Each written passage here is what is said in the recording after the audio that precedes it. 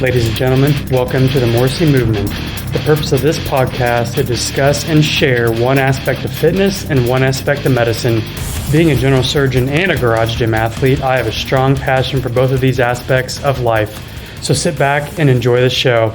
This podcast is for entertainment purposes only. I am in no way forming a patient-doctor relationship. While the aspects discussed in this podcast are medically accurate, you should always discuss with your doctor any questions that you may have about the content. You should always discuss with your doctor before starting any new exercise or dietary changes. Hey, what's going on, everybody? It's Dr. Chris Morrissey back with another episode of the Morrissey Movement. Hope everybody had a great and a safe new year. Today's January 1st as of recording this, so the new year 2022 has launched, and so hopefully it'll be a better year than it was last year. So today, I felt this was kind of appropriate time to discuss this. Today is episode 6. It's called Appendix and All or Nothing. So I'm going to discuss the history of an appendix and also what happens when you get your appendix removed, and then proceed into the all or none mentality when it comes to diet and exercise, because this is the time of year when people join gyms with high hopes, and then things can get derailed very quickly.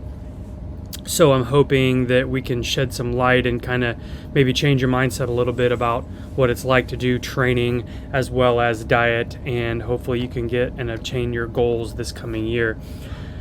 So I'm going to start off with the medical portion today. So I'm going to start off with the appendix. So the appendix is located down on the right side of your colon, which is kind of close to your right hip bone.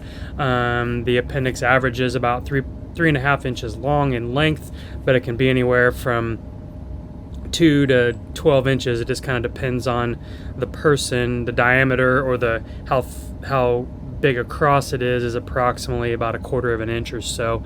So anything over about half an inch is kind of considered thickened or inflamed when we look at taking the appendix out.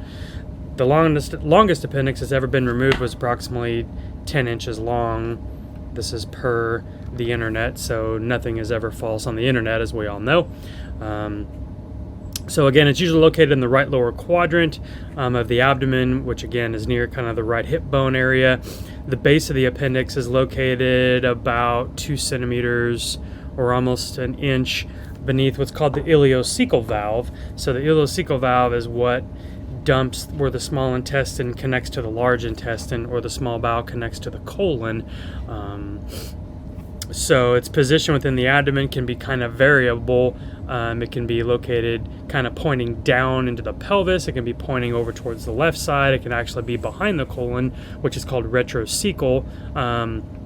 So sometimes it makes it difficult to find the appendix, especially in the old-fashioned way that we used to take appendixes out. Nowadays, when we have CT scans and the laparoscope, we can usually find it. Sometimes it does take a while, however.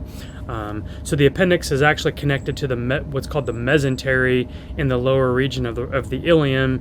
So your small intestine is broken down into 3 parts. So the first part is what's called the duodenum or duodenum, which comes right off the stomach, and then there's the jejunum and the ileum. So it's roughly 30-some feet of small intestine, and then it connects to your colon. There's a little blood vessel called the appendiceal artery that is located inside this little kind of fatty layer where all the blood supply is located for the small bowel and the colon. So what is this thing? It's kind of been identified as a few different things. There is some literature that supports that it being part of your mucosal immune function, particularly what's called B-cell mediated immune responses. So you have kind of 2 main types of cellular immune responses. There's T-cell and B-cell, and that's way above the scope of this discussion. So it helps in the proper movement and removal of waste matter in the digestive system. It contains lymphatic vessels that can regulate pathogens or microbes. And lastly, it might even produce some early defenses to prevent more serious diseases. Additionally, it is thought that this may provide more immune defenses from invading pathogens and getting into the lymphatic system to fight viruses and bacteria. but it's still kind of up in the air whether this is all really happens or not. Some research also shows a positive correlation between the existence of appendix and concentration of cecal lymphoid tissue, which supports that not only does the appendix evolve as a complex with the cecum, but also as major immune benefits.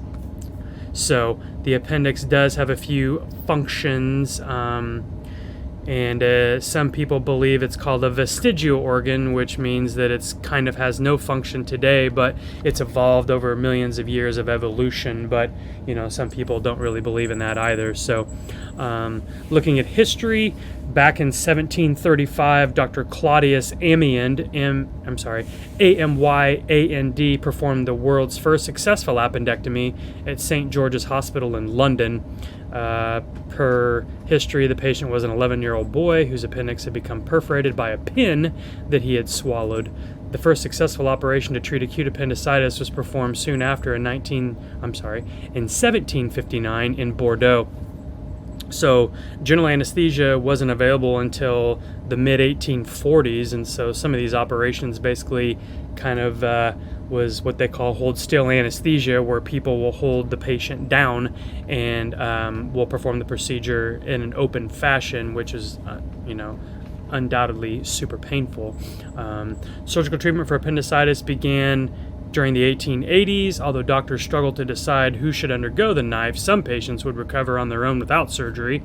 Surgical technique and anesthesia has significantly improved outcomes to such an extent that the surgery would rapidly become the gold standard approach. By the end of the 20th century, laparoscopic surgery replaced open surgery in most cases, and I'll get into that here in a little bit.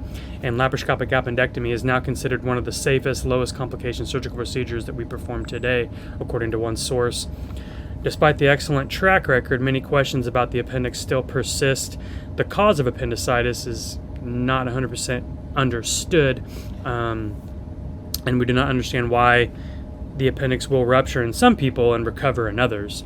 In 2007, researchers finally offer a compelling case for the function of the appendix. The tiny organ appears to play a role in both, again, digestive and immune function by acting as a storehouse for valuable bacteria, which are enlisted when the GI tract loses its beneficial gut flora. So that's a little bit of the history. Now, as far as typical presentation of people that come into the emergency room, most commonly, once in a great while, they'll show up in a primary care's office with right lower quadrant pain or just generalized abdominal pain. So typically, if you read the textbooks, you'll begin having a dull, kind of vague ache around the belly button region, and then it'll eventually migrate down to the right lower quadrant. This is due to how you develop in utero, where organs actually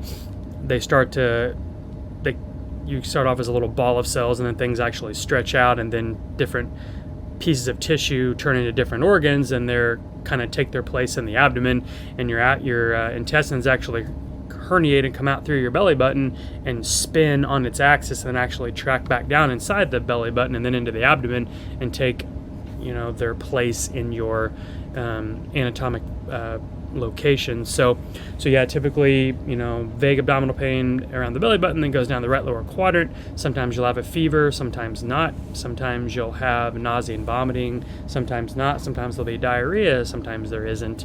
When they arrive in the emergency room, depending on the age of the patient, if it's a child, we typically try not to use a CAT scan, since it does submit the patient to a lot of radiation. So we try to use an ultrasound first to find the appendix. If the appendix can be found with ultrasound, it is very specific for appendicitis. However, just because you can't find an appendix with an ultrasound doesn't mean that it's not there and then you're not having an issue with appendicitis.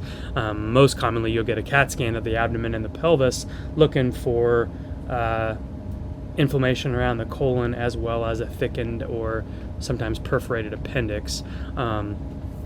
Typically, we'll order lab work. Sometimes you'll get what's called a C-reactive protein, or a CRP, which can be elevated in patients that have appendicitis and usually have an elevated white blood cell count as well.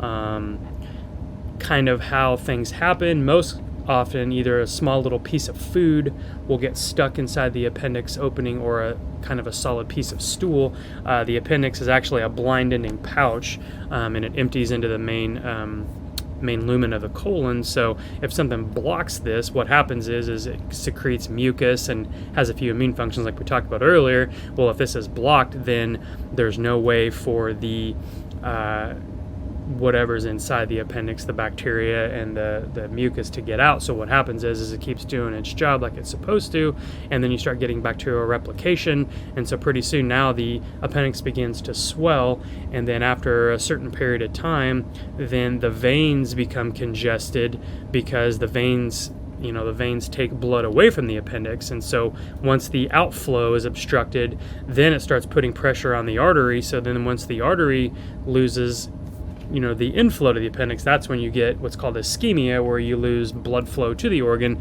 and then ultimately suffer what's called a perforation, or the appendix bursts, so to speak. So the textbooks will say between presentation of pain and perforation or rupture is typically within 48 to 72 hours.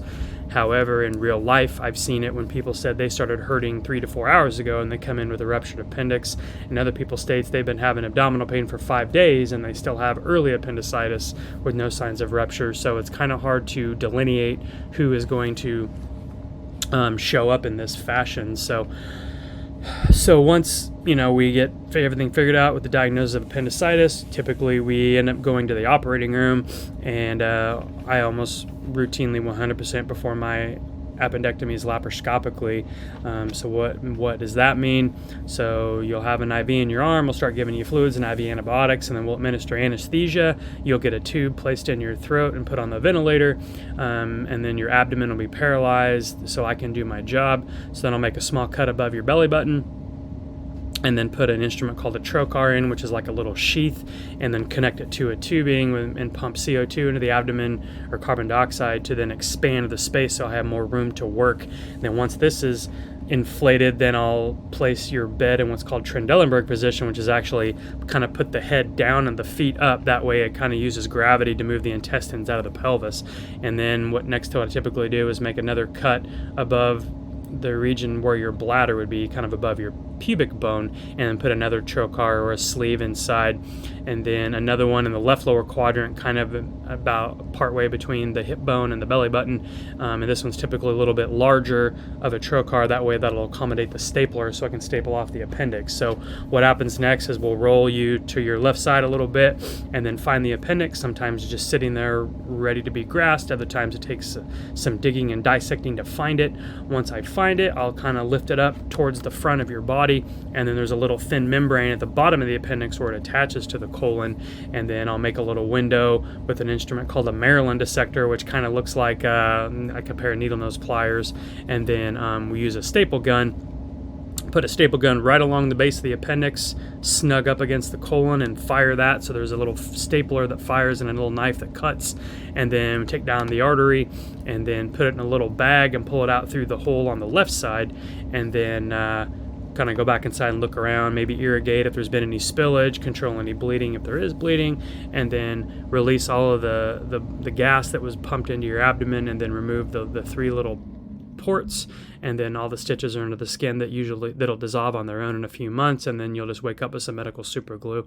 So if it all goes nicely like that, then it can be almost an outpatient procedure depending on the time of day this is done.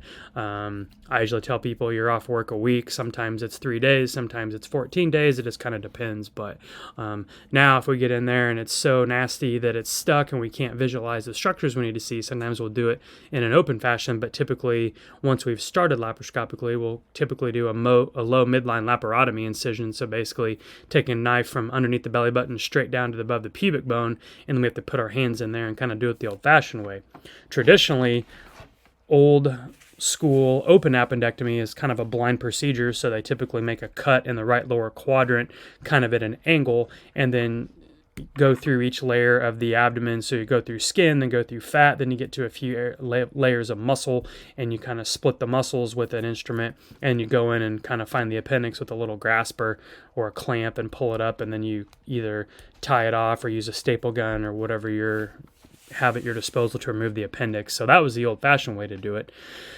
Now, there is some literature out there currently that does suggest that you can manage this without a surgery with just IV antibiotics. There's been some studies done in the pediatric population. It's kind of deemed as one of the safer procedures that we can do. So typically, yes, I'm a surgeon, but I would just advocate to take it out because on average, you're out of the hospital faster and recovery is quicker. And, you never say always, you never say never in medicine, but you should never get appendicitis again if it is removed properly and correctly the first time. Once in a great while, the entire appendix isn't removed, which is called a subtotal appendectomy, and you can get what's called stump appendicitis if a little remnant of the appendix is left behind, but that's super rare. So really, that is kind of the gist of everything. Now, there is a great once in a while where if the appendix is already perforated or ruptured and there actually is an abscess cavity formed, we'll do what's called the CT guided drainage. So usually send you to interventional radiology and they'll numb up your skin and then place a really skinny drain tube into the abscess cavity and then drain that out. And then there's discussion of whether you do what's called an interval appendectomy later on, which means that you come in as an outpatient and they get this removed electively. Some people do this, some people don't. It depends on medical comorbidities. It depends on the age of the person. There's a lot of variables that goes into this as well.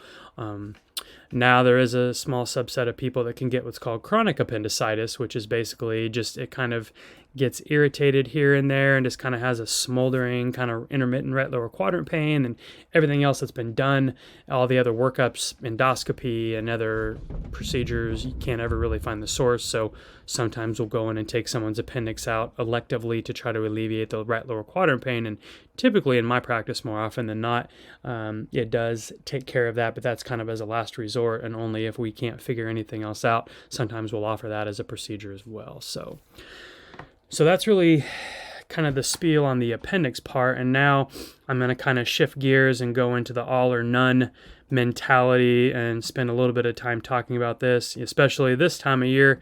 In January is kind of the most common time for people to either buy a new gym membership or they're going to get in shape or they're going to diet or you buy some sort of whatever the new sexy workout equipment is on Facebook or on Instagram or on TV or on the internet that you see that you'll use for a few months. Then it becomes a expensive coat hanger in your room or in your garage or in your home office, wherever you decide to put it.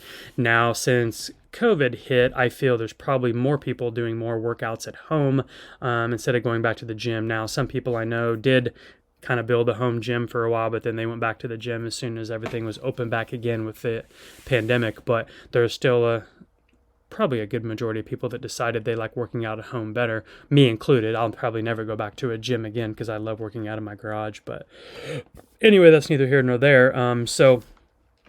So again, when it comes to working out and with diet and exercise, there's so many people that I see that get into what's called the all or none mentality. So basically kind of what happens is people will set a goal for themselves that, you have to work out at least an hour or you have to burn this many calories in an exercise session or you have to do, spend a certain amount of time doing each exercise for the week. And then what'll happen is if you have to cut it short for life or your job or something like that, or, you have to skip for whatever reason, then all of a sudden now you think, well, it's only Monday, but my week is wrecked. I'm just going to scrap everything. I'm not going to work out. I'll just restart again next Monday. Sometimes we'll just do that just by missing one session. Sometimes, if you didn't get a lot of sleep, if you had to stay up all night, kind of depending on whatever is going on in your life, that you just kind of scrap it. And it's like, why should I even try? Which is the complete opposite of what you should be doing. So if you kind of think about it, this is a silly example, but it's kind of like if you lost $1 out of your wallet, then you just throw the whole thing away in the trash, regardless of how much money and credit cards are left in there.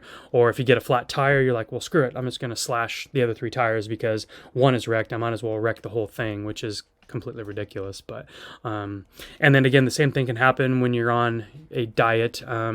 If you mess up one day or you don't track your macros correctly, or if you cheated when today wasn't typically your cheat day, then you're just going to say the heck with it and just start binge eating and whatever you want. If you're trying to do low carb or you're doing keto or you're doing paleo or whatever. So I actually don't like the word diet. I feel diet has a instant negative connotation and detrimental meaning on its own.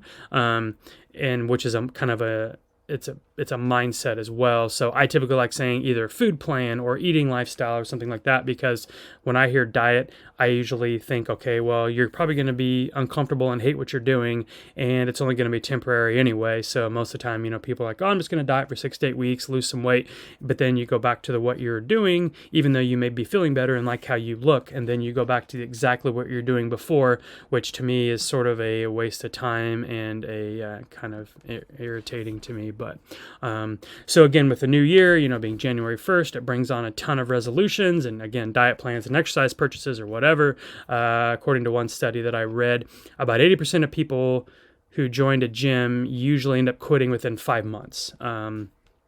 February is actually a better time to join gyms, because compared to January, typically they'll maybe have a little bit of a discount. Plus, there won't be near as many people in the gym. And interestingly, gyms actually only expect about 23% of people who buy their gym memberships to actually be consistent with using them, and they're okay with that. Another source that I read quoted that Americans spend approximately $397 million on unused gym memberships per year, which is insane to me. And now with the pandemic, home workouts are happening more and more all the time. You'll see things like Peloton and the Mirror and Fight Camp and all these other things where you can get motivated and do workouts at home. So a lot of people are taking advantage of those so they can do this at home and not have to worry about, getting COVID at the gym, or they don't have to go out and drive to the gym. They can just work out at their own house. So, so another thing that kind of goes hand in hand with this is we really need to stop comparing ourselves to people as far as, people in your own community versus people in your, that go to your gym versus people that are on the internet, professional athletes, actors and actresses, social media influencers, etc. One of the best things about weight training and fitness is that everybody can be successful, because if you just compare yourself to you, then as long as you do more than you were doing before, you're going to get better and you're going to make improvements and can start feeling better about yourself if that's one of the issues you're having. Most of the exercises and training programs don't really require a lot of skill. Now, if you've never weight trained before, I always, recommend either getting with a personal trainer or going with someone and showing you how to properly do lifts and programs before you even start doing anything, so you don't get hurt. And the most common thing people want to do is just throw weight on the bar and just start lifting heavy, because lifting heavy is that's how you get big, and that's how you everybody's looking at you in the gym. But that's actually the wrong mentality. So a little saying I like to say, it's not the weight that's on the bar, it's how you move the weight on the bar. So basically meaning that you need to be able to lift properly before you start adding weight on. I have a bunch of younger sons, and they like to going out to our home gym, and I don't let them put anything on the bar. I make them use a PVC pipe, and they have to show me that they can do a certain lift, say squats, 10 times with perfect form before I let them even try to use a lighter actual bar and then put a little bit of weight on there. But everybody just wants to jump in, and one of the things that people don't really realize is that these athletes and actresses and actors and everybody that's selling these supplements or whatever, that they've been actually training for years and years. And, they say, oh, follow my 6-week program and you'll, look like me, which, yes, marketing, it's a great strategy, but it's very unrealistic for sure. So you just have to put in the work, and you just have to be patient, and it's really difficult to do. So, trying to get out of the quick gain mentality and, looking at it for the long game is what you really need to do. And we really need to, again, stop thinking about it's all or none. And then, we need to stop thinking about you have to be hardcore or you're not going to make any gains, meaning, you got to do the 75 hard where you're working out twice a day and keeping journals and doing all these crazy things. And, one thing I like to say to people is, what is the actual best diet and exercise program?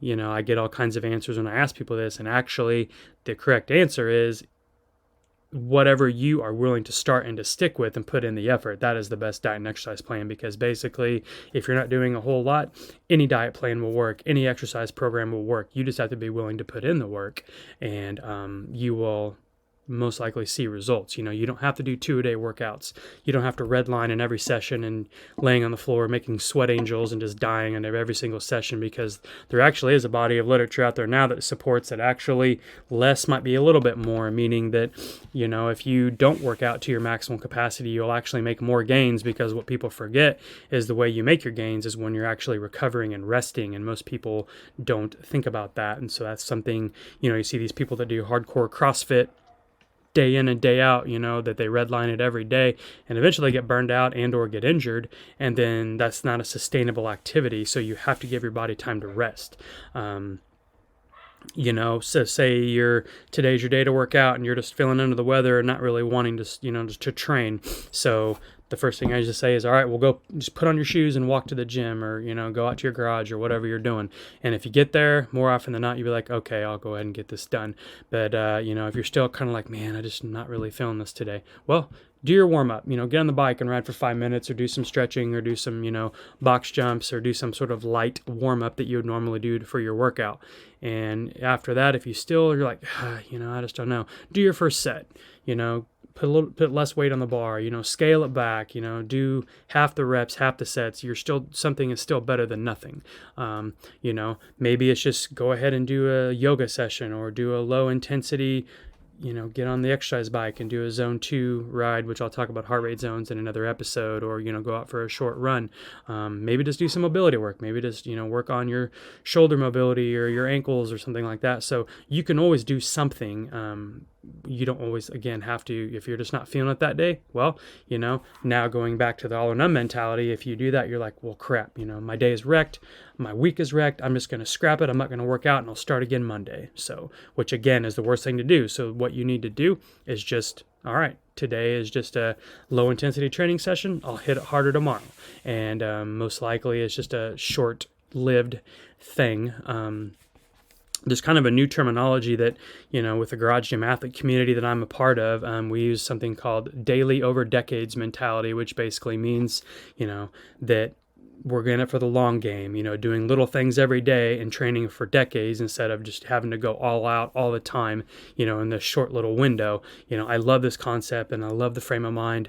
To me, this again just means that you put in the work, over a period of years, and you'll definitely see gains of where you want to be. You can always improve in somewhere in your life. When I was growing up as a high school athlete, I had a quote taped to my mirror in my bathroom, and I looked at it every day. It was just kind of the fuel to my fire to get me going for the day. So the quote said, if you are the same tomorrow as you were today, you're not any better. So that really resonated with me. I would often think about this throughout my day, how am I going to make myself better? I can learn a new concept. I can learn a new word. I can learn a new lyric from songs, because I'm a huge movie, quote, and song lyric person. I can run just a little bit faster. I can lift 5 more pounds. I can do 2 more reps, and so on. You can kind of apply this to any aspect of your life. Being a better spouse, being a better father or mother, being a better sibling, being a better, coworker at your job. So just kind of keep this in mind and tuck that away. So again, I kind of felt this was like perfect timing to go over these concepts because of the new year. So go get better at something, take it slow, don't go all in. I'm a huge believer in make small changes. So, most research will say that you have to do, the same task or the same change approximately 21 to 28 times. So basically 3 to 4 weeks before it becomes a habit. So start small, make small changes. Don't decide you're going to start doing more cardio, doing more weights. You're going to diet, you're going to drink more water. You're going to quit drinking pop. You're going to do all these things, because you'll do it for about a week, maybe 2 weeks. And then you'll be like, okay, the heck with this. And you scrap it and go back to where you were. So pick one thing, do that every day. Just change that one little detail. Maybe it's drinking 2 more glasses of water. Maybe it's taking the stairs at work instead of the elevator, parking farther in the parking lot and walking into work a little bit more, trying to do 10 push-ups throughout the day. Just make a small change. And then once you get all that going, then you get this as a habit that you're building, and then move on to the next one, and then the next one, and the next one. And before long, your entire lifestyle will be changed. Yes, it's going to take more than 2 weeks. It's going to take a long time, but you will be better for it in the long run. So anyway, I really appreciate it. Thanks for listening. And please, I appreciate everybody that's listening to the podcast. Feel free to give anything up to a 5-star review, whichever you think is appropriate. And if you'd like any topics covered on the podcast, I'd love to hear from you, and I will respond fairly quickly. The email is themorrisseymovement@gmail.com. And remember, movement is medicine.